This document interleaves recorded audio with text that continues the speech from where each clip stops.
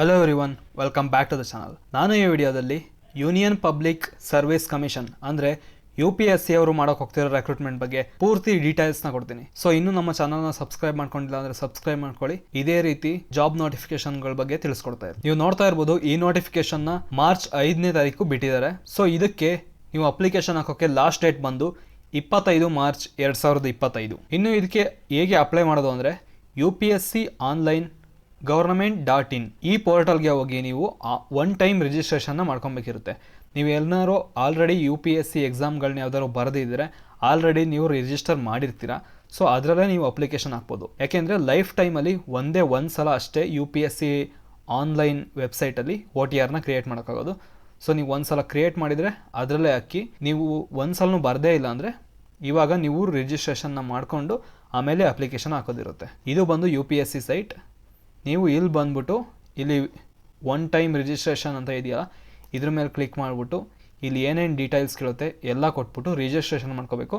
ಆಮೇಲೆ ಅಪ್ಲಿಕೇಶನ್ ಬರುತ್ತೆ, ಆ ಅಪ್ಲಿಕೇಶನ್ ಹಾಕಬೇಕಿರುತ್ತೆ. ಸೊ ನಿಮ್ಮ ರಿಜಿಸ್ಟ್ರೇಷನಲ್ಲಿ ಏನಾದ್ರು ಮಾಡಿಫಿಕೇಶನ್ ಮಾಡಬೇಕು ಅಂದರೆ ಅದು ಒಂದೇ ಒಂದು ಟೈಮ್ ಆಗೋದು. ಅದು ಯಾವಾಗ ಅಂದರೆ ಈ ಅಪ್ಲಿಕೇಶನ್ ಎಂಡಾಗಿ 7 ದಿನ ಟೈಮ್ ಇರುತ್ತೆ. ಅಷ್ಟರೊಳಗೆ ನೀವೇನಾದ್ರು ಕರೆಕ್ಷನ್ ಇದ್ದರೆ ಮಾಡ್ಕೋಬೇಕು. ಆ ಕರೆಕ್ಷನ್ ಎಲ್ಲ ಮಾಡೋದಕ್ಕಿಂತ ಬೆಸ್ಟ್ ಐಡಿಯಾ ಏನಂದರೆ, ನೀವು ಫಸ್ಟ್ ಟೈಮ್ ಹಾಕಬೇಕಾದ್ರೆ ಎಲ್ಲ ಕರೆಕ್ಟಾಗಿ ಡಬಲ್ ಚೆಕ್ ಮಾಡಿ ಹಾಕಿ, ಹಾಗೇನೆ ಬೆಸ್ಟ್. ಆಮೇಲೆ ತಪ್ಪಾದರೆ ಮತ್ತೇನಾದ್ರು ನಿಮಗೆ ಕರೆಕ್ಷನ್ ಮಾಡೋಕ್ಕೆ ಚಾನ್ಸ್ ಸಿಗಲಿಲ್ಲ ಅಂದರೆ ಮತ್ತೆ ತುಂಬ ಕಷ್ಟ ಆಗುತ್ತೆ. ಅದಕ್ಕೋಸ್ಕರನೇ ಆದಷ್ಟು ಡಬಲ್ ಚೆಕ್ ಮಾಡಿ ಅಪ್ಲಿಕೇಶನ್ ಹಾಕಿ. ಅಪ್ಲಿಕೇಶನ್ ಫಾರ್ಮ್ನ ಮಾಡಿಫಿಕೇಶನ್ ಮಾಡೋಕ್ಕೆ 26/3/2025 ಹಿಡಿದು 1/4/2025 ಟೈಮ್ ಕೊಡ್ತಾರೆ. ಅಂದರೆ 7 ದಿನ ಟೈಮ್ ಕೊಡ್ತಾರೆ. ನಿಮ್ದೇನಾದ್ರು ಅಪ್ಲಿಕೇಶನಲ್ಲಿ ತಪ್ಪಿದ್ರೆ ನಿಮ್ಮನ್ನ ರಿಜೆಕ್ಷನ್ ಮಾಡೋ ಚಾನ್ಸಸ್ ಕೂಡ ಇರುತ್ತೆ. ಅದಕ್ಕೋಸ್ಕರನೇ ಫಸ್ಟ್ ಟೈಮೇ ಹಾಕಬೇಕಾದ್ರೆ ನೀಟಾಗಿ ನೋಡ್ಕೊಂಡು ಹಾಕಿ. ಇನ್ನು ಅಪ್ಲಿಕೇಶನ್ ಹಾಕೋಕ್ಕೆ ಲಾಸ್ಟ್ ಡೇಟ್ ಬಂದು 25 ಮಾರ್ಚ್ 2025 ಸಂಜೆ 6 ಗಂಟೆವರೆಗೂ ಟೈಮ್ ಇದೆ. ಈ ಅಪ್ಲಿಕೇಶನ್ ನೀವು UPSC ಆನ್ಲೈನ್ ಅಲ್ಲೇ ಹಾಕ್ಬೋದು. ಇನ್ನು ಈ ಅಡ್ಮಿಟ್ ಕಾರ್ಡ್ನ ಇವಾಗ ಯಾವ ದಿನ ಎಕ್ಸಾಮ್ ಇರುತ್ತೆ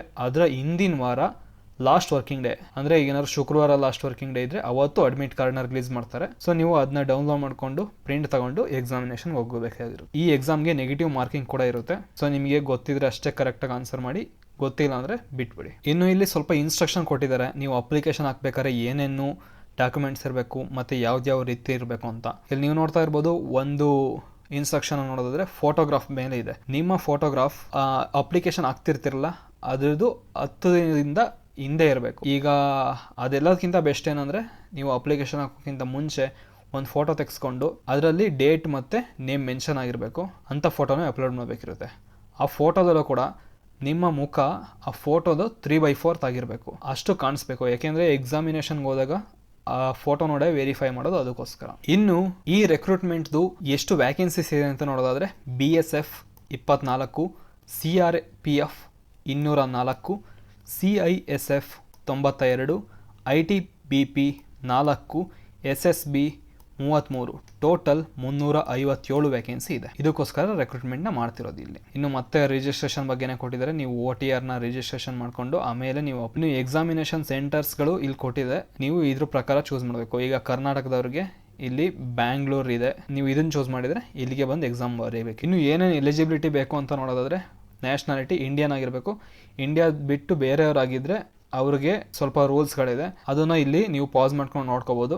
ಯೂಶ್ವಲಿ ಕರ್ನಾಟಕದವರು ಇನ್ನೇನು ಆಚೆ ಕಡೆಯಿಂದ ಯಾರು ಆಲ್ಮೋಸ್ಟ್ ಇರಲ್ಲ. ಇಂಡಿಯಾದಿಂದ ಆಚೆ ಕಡೆ ಇದ್ದವರು ಸೆಂಟ್ರಲ್ ಗೌರ್ಮೆಂಟಿಂದ ಸೈನ್ಡ್ ರೈಟಿಂಗ್ ಏನೋ ತರಬೇಕು, ಆಗಿದ್ರೆ ಮಾತ್ರ ಅಪ್ಲಿಕೇಶನ್ ಹಾಕ್ಬೋದು. ಮೇಲ್ ಆ್ಯಂಡ್ ಫಿಮೇಲ್ ಕ್ಯಾಂಡಿಡೇಟ್ಸ್ ಇಬ್ಬರು ಕೂಡ ಇದಕ್ಕೆ ಎಲಿಜಿಬಲ್ ಇದ್ದರೆ ಯಾರು ಬೇಕಾದರೂ ಅಪ್ಲಿಕೇಶನ್ ಹಾಕ್ಬೋದು. ಇನ್ನು ಏಜ್ ಲಿಮಿಟ್ನ ನೋಡೋದಾದರೆ, ನಿಮ್ಮ ಏಜ್ 20 ಮೇಲಿರಬೇಕು, 25 ಒಳಗಿರಬೇಕು. ಅಂದರೆ ನಿಮ್ಮ ಡೇಟ್ ಆಫ್ ಬರ್ತ್ 2 ಆಗಸ್ಟ್ 2000 ಮೇಲೆ 1 ಆಗಸ್ಟ್ 2005 ಒಳಗಿದ್ರೆ ಮಾತ್ರ ನೀವು ಇದಕ್ಕೆ ಅಪ್ಲಿಕೇಶನ್ ಹಾಕು. ಇನ್ನು ಏಜ್ ರಿಲ್ಯಾಕ್ಸೇಷನ್ ನೋಡಿದ್ರೆ SC STಗೆ 5 ವರ್ಷ, OBCಗೆ 3 ವರ್ಷ, ಇನ್ನು ಎಕ್ಸ್ ಸರ್ವಿಸ್ ಮ್ಯಾನ್ಗೆ 5 ವರ್ಷ ಏಜ್ ರಿಲ್ಯಾಕ್ಸೇಷನ್ ಇರುತ್ತೆ. ಮತ್ತೆ ನೀವೇನಾದ್ರು ಇದನ್ನ ಕ್ಲೈಮ್ ಮಾಡ್ಕೋಬೇಕು ಅಂತಂದರೆ ನೀವು ಕರೆಕ್ಟಾದ ಜಾತಿ ಪ್ರಮಾಣ ಪತ್ರ ಅದನ್ನೆಲ್ಲ ಸಬ್ಮಿಟ್ ಮಾಡಬೇಕು. ಇನ್ನು ಮಿನಿಮಮ್ ಎಜುಕೇಷನ್ ಕ್ವಾಲಿಫಿಕೇಷನ್ ನೋಡಬೇಕು ಅಂದರೆ ನಿಮ್ಮ ಹತ್ರ ಯಾವ್ದಾದ್ರು ಒಂದು ಬ್ಯಾಚುಲರ್ ಡಿಗ್ರಿ ಇರಬೇಕು, ಆಗಿದ್ರೆ ಮಾತ್ರ ನೀವು ಇದಕ್ಕೆ ಅಪ್ಲಿಕೇಶನ್ ಹಾಕಿ. ಇನ್ನು ಫೀಸ್ನ ನೋಡೋದಾದರೆ, ಫೀಮೇಲ್ ಕ್ಯಾಂಡಿಡೇಟ್ಸ್ SC ST ಇವ್ರುಗಳಿಗೆ ಬಿಟ್ಟು ಇನ್ನುಳಿದವರಿಗೆ 200 ರೂಪಾಯಿ ಅಪ್ಲಿಕೇಶನ್ ಫೀಸ್ ಇರುತ್ತೆ. ನೀವು visa, master, RuPay, credit card ಅಥವಾ ಡೆಬಿಟ್ ಕಾರ್ಡ್ ಅಥವಾ UPI ಅಲ್ಲಿ ಪೇ ಮಾಡ್ಬೋದು. ಏನಾದರೂ ನೀವು ಪೇ ಬೈ ಕ್ಯಾಶ್ ಅದನ್ನ ಚೂಸ್ ಮಾಡಿದರೆ SBI ಬ್ರಾಂಚ್ಗೆ ಹೋಗಿ ಅಲ್ಲಿ ಪೇ ಮಾಡಬೇಕಿರುತ್ತೆ. ಇನ್ನು ಔಟ್ ಟು ಅಪ್ಲೈ ಇಲ್ಲಿದೆ, OTR ರಿಜಿಸ್ಟ್ರೇಷನ್ ಮಾಡಿಕೊಂಡು ಆಮೇಲೆ ಅಪ್ಲಿಕೇಶನ್ ಹಾಕ್ಬೇಕಿರುತ್ತೆ. ಅಲ್ಲಿ ನಿಮ್ಮದು 10th ಎಕ್ಸಾಮಿನೇಷನ್ ರಿಲೇಟೆಡ್ ಡಾಟಾ, ಈಗ ಏನಾದ್ರು ಮೈನಾರಿಟಿ, ಈಗ SC ST ಆ ಥರ ಏನಾದ್ರು ಹಾಕಿದ್ರೆ ಅದ್ರದ್ದು ಸರ್ಟಿಫಿಕೇಟ್ಗಳು, ಅದೆಲ್ಲ ಡೀಟೇಲ್ಸ್ನ ಇಲ್ಲಿ ಕೊಡಬೇಕಿರುತ್ತೆ. ಈ ನೋಟಿಫಿಕೇಶನ್ ಲಿಂಕ್ನ ನಾನು ಡಿಸ್ಕ್ರಿಪ್ಷನ್ ಕೊಟ್ಟಿರ್ತೀನಿ, ಡೌನ್ಲೋಡ್ ಮಾಡ್ಕೊಂಡು ಫುಲ್ಲು ಡೀಟೇಲ್ದಾಗಿ ನೋಡ್ಕೊಳ್ಳಿ. ಏಕೆಂದರೆ ಇಲ್ಲಿ ಈ ವಿಡಿಯೋದಲ್ಲಿ ಕಂಪ್ಲೀಟಾಗಿ ಎಲ್ಲದನ್ನೂ ಹೇಳೋಕ್ಕಾಗಲ್ಲ, ಯಾವುದ್ಯಾವ್ದು ಮೇನ್ ಪಾಯಿಂಟ್ಸ್ ಇದೆ ಅದನ್ನಷ್ಟೇ ಹೇಳಿರ್ತೀನಿ. ಸೊ ಈ ನೋಟಿಫಿಕೇಷನ್ನ ಡೌನ್ಲೋಡ್ ಮಾಡಿಕೊಂಡು ನೋಡ್ಕೊಳ್ಳಿ. ಇನ್ನು ಸೆಲೆಕ್ಷನ್ ಪ್ರೊಸೀಜರ್, ಎಕ್ಸಾಮಿನೇಷನ್ ಸಿಲೆಬಸ್ ಅದನ್ನೆಲ್ಲ ನೋಡೋದಾದರೆ, ಸೆಲೆಕ್ಷನ್ ಪ್ರೋಸೆಸ್ದು ಸ್ಟೇಜಸ್ನ ನೋಡೋದಾದರೆ, ಫಸ್ಟ್ ಸ್ಟೇಜ್ ಬಂದು ರಿಟರ್ನ್ ಎಕ್ಸಾಮಿನೇಷನ್ ಇರುತ್ತೆ. ಆ ರಿಟರ್ನ್ ಎಕ್ಸಾಮಿನೇಷನ್ ಬಂದು 3 ಆಗಸ್ಟ್ 2025 ಇರುತ್ತೆ. ಪೇಪರ್ 1 10 ಗಂಟೆಯಿಂದ ಹಿಡಿದು 12 ಗಂಟೆ ಒಳಗಿರುತ್ತೆ. ಇನ್ನು ಪೇಪರ್ 2 ಬಂದು 2 ಗಂಟೆಯಿಂದ ಹಿಡಿದು ಸಂಜೆ 5 ಗಂಟೆವರೆಗೂ ಇರುತ್ತೆ. ಪೇಪರ್ 1ನಲ್ಲಿ ಏನೇನಿರುತ್ತೆ ಅಂದರೆ ಜನರಲ್ ಎಬಿಲಿಟಿ ಮತ್ತು ಇಂಟೆಲಿಜೆನ್ಸ್ ಅದ್ರ ರಿಲೇಟೆಡ್ 250 ಮಾರ್ಕ್ಸ್ ಇರುತ್ತೆ.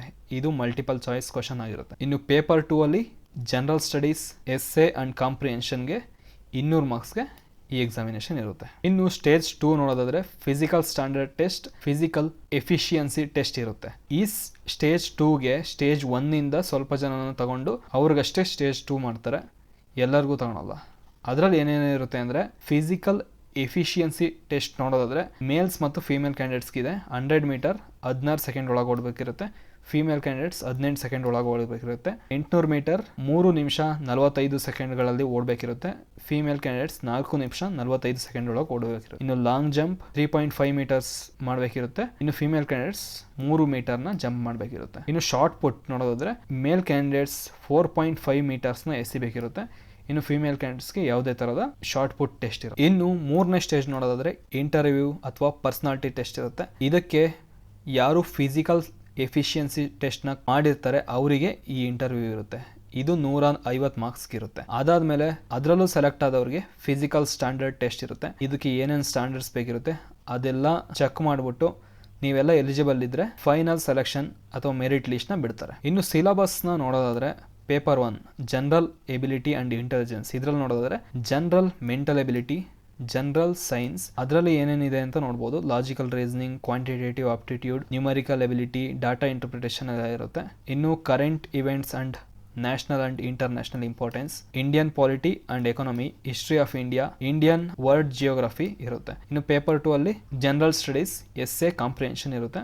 ಎಸ್ಸೆ ಬಂದು 80 ಮಾರ್ಕ್ಸ್ ಇರುತ್ತೆ ಮತ್ತು comprehension, precis writing, other communication language skills ಅದು 120 ಮಾರ್ಕ್ಸ್ಗೆ ಇರುತ್ತೆ ಇಂಗ್ಲೀಷಲ್ಲಿ. ಇದು ಬಂದ್ಬಿಟ್ಟು 200 ಮಾರ್ಕ್ಸ್ಗೆ ಈ ಪೇಪರ್ 2 ಇರುತ್ತೆ. ಇನ್ನು ಇಲ್ಲಿ ನೀವು ಅಪ್ಲಿಕೇಶನ್ನ ಫಿಲ್ ಮಾಡಬೇಕಾದ್ರೆ ಏನೇನು ಗಮನದಲ್ಲಿ ಇಟ್ಕೋಬೇಕು ಅದ್ರ ರಿಲೇಟೆಡ್ ಇನ್ಸ್ಟ್ರಕ್ಷನ್ಸ್ನ ಕೊಟ್ಟಿದ್ದಾರೆ. ಈ ಅಪ್ಲಿಕೇಶನ್ ಲಿಂಕ್ ನಾನು ಡಿಸ್ಕ್ರಿಪ್ಷನಲ್ಲಿ ಕೊಟ್ಟಿರ್ತೀನಿ, ಒಂದ್ಸಲ ಡೌನ್ಲೋಡ್ ಮಾಡಿಕೊಂಡು ನೋಡ್ಕೊಳ್ಳಿ. ಇನ್ನು ಇಲ್ಲಿ ಎಕ್ಸಾಮ್ ಗೈಡ್ಲೈನ್ಸ್ ಸ್ವಲ್ಪ ಕೊಟ್ಟಿದ್ದಾರೆ.